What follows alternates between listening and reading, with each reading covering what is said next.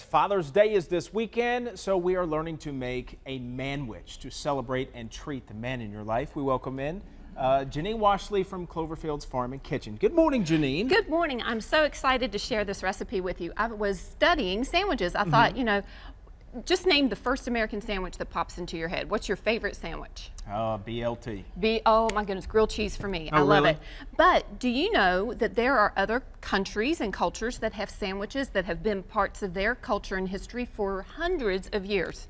Well, I knew that, but I can't tell you specifically what those sandwiches are. Well, for example, this particular Vietnamese sub right here, this is called a banh mi, and the French had colonies in Vietnam, and so this is heavily influenced by the French. So I thought that was kind of interesting. Yeah. But this particular sandwich that I'm going to show you is called a Mexican torta. Okay. And torta means layers, and it is a multi-layered just meal between two slices of bread. And so I was jokingly referring to them, that's not a sandwich, that's a manwich. I like the sound of that, but you say to make this particular dish, you have to have 4 essential ingredients. So show us how to make it. You can customize this sandwich all you want, but you have to have these 4 ingredients. Okay. And that is a breaded fried cutlet. Now in this case it's pork. Right. And you can make it chicken as well. You have to have some sort of bean spread. In this case it's black bean, but you could have a red bean, a chipotle mayonnaise, and jalapenos. Okay. So on top of one, put the bean spread,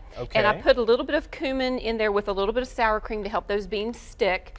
And then on the other one, put your chipotle mayonnaise, and I'll switch places with you. Oh yeah, that's okay. So you're spreading one on top and one on a bottom slice, and this is a roll called a telera roll.